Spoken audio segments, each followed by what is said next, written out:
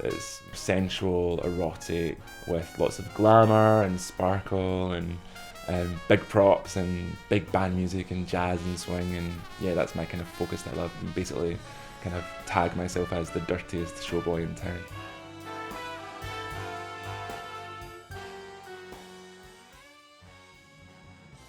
I've kind of got used to it, but like people are still kind of like, they ask, what do you do? And I'm like, I'm a burlesque performer.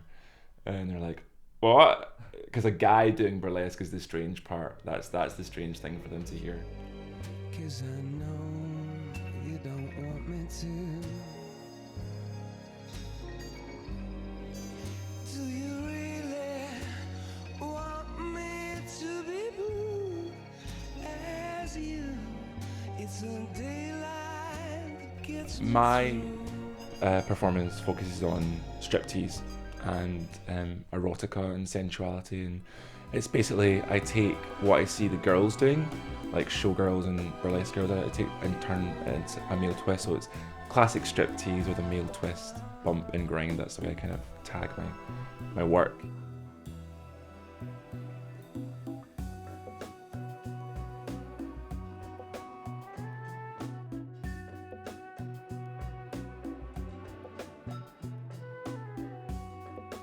When people watch me, they don't usually think men can be beautiful and elegant, and that's something that I like to do. It's kind of like a male ballet dancer. They're extremely powerful, but they're also extremely graceful. Challenging people's sexuality sometimes as well, like what kind of expectations they have of men. I like being really pretty on stage and then doing something terribly dirty. It's like, oh, you don't think I'm going to do this? Oh yes, I'm going to do this. Like, it's kind of like pushing people's boundaries. I love doing champagne acts. They're probably one of my favourite things too, because I love getting messy on stage. So I love stripping down and then pouring champagne all over my body. It's a good reaction from the crowd, and it's a really good fun thing to do on stage.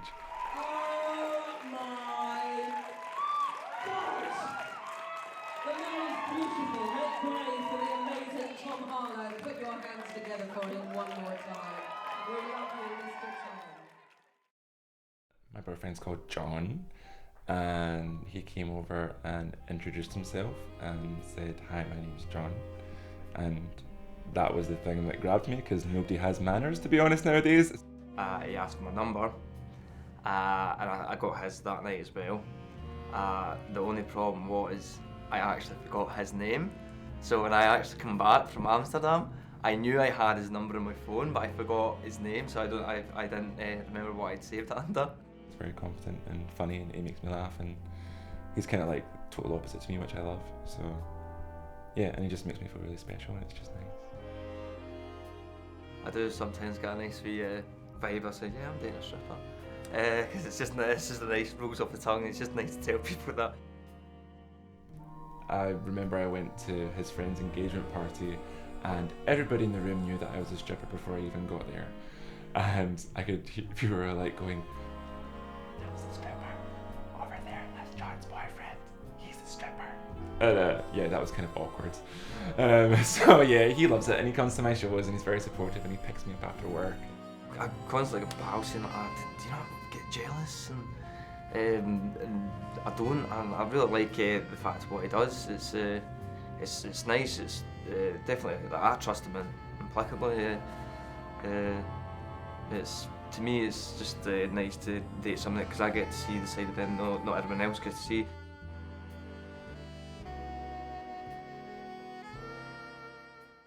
This is the writing room, and this has literally became my home from home. I'm here usually twice a week, singing on usually a Monday and a Thursday, and sometimes I perform at the weekends. I sang a little bit when I started burlesque, but it was mainly the writing room that gave me the opportunity to sing on a regular basis.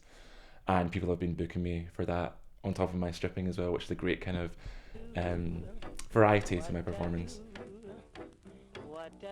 The writing room's been a great place for me to really hone my craft and get my skills really sharp, and try new stuff out and experiment. And because like I'm on my own when I do my shows, it's given me that creative opportunity just to try whatever I want, and it's really helped me quickly develop. I think that's why my style has changed so rapidly over the past year. Even in the past 6 months, when I look at myself in pictures, I don't really recognize myself because my makeup's just got so much better and my costumes have got better, and it's just that regularity of work which is very rare. Mama, thinks I want to serve Europe with a couple of my school chums. There's a lot of emphasis on androgyny and gender bending. I always see Tom as sort of tapping into a sort of clandestine idea of like sexuality, 1920s sexuality, Weimar sexuality. Please welcome to the stage, Snooky Mono.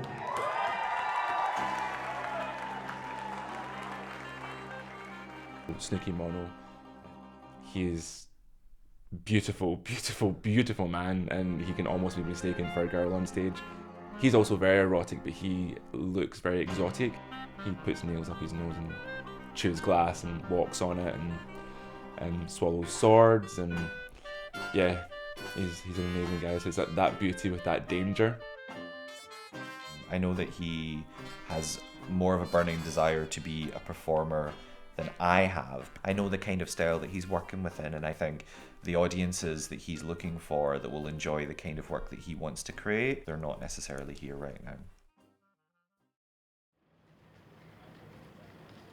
People want to book me for London gigs, but the travel puts them off. So and like I was meant to have a gig this week, but obviously I'm not in London, so they were like, we can't afford to travel. Kind of like wasted gigs and opportunities. It's like such a simple thing to change, just move. Do you know what I mean? It's really simple. Not simple, but it's a little thing to change and then deal with it when you get there.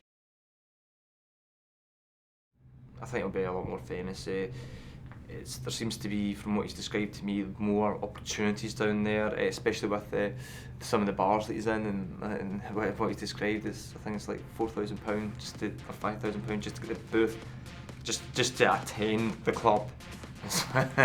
So I think once he gets his name noticed down there, I think that would be interesting for him.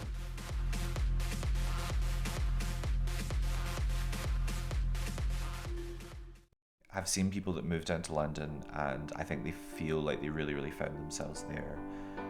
And I would like to think that that's what happens to him. And I think if you want to be a full-time performer and you want to engage with a variety of different performance styles and performance audiences, then it's the place to be.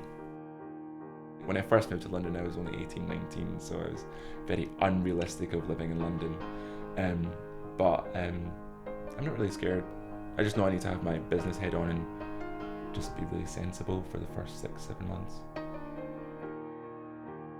I think my biggest problem was I started to miss out on things that when looking back at what I was doing, were more important to me. I was missing out on seeing my family and my friends and having a social life, and missing birthdays and weddings so I could go do a show.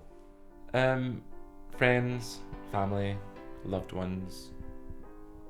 Yeah, but I know it's for the best, and it's to improve my career and to hopefully get further in my career as well. Glasgow's where my home is, but I'm still young-ish, and I'll keep travelling, and I'll always be a performer of some sort. I know that I'm a performer at heart.